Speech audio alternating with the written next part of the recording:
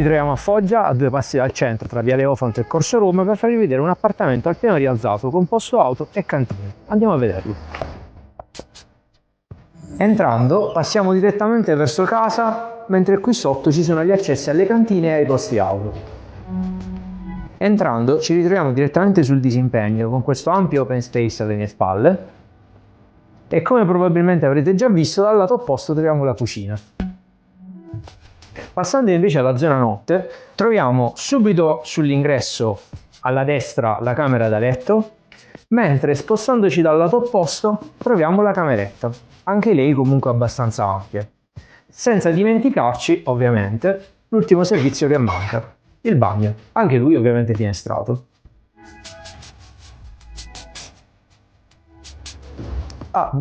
Chiamaci per vederlo dal vivo.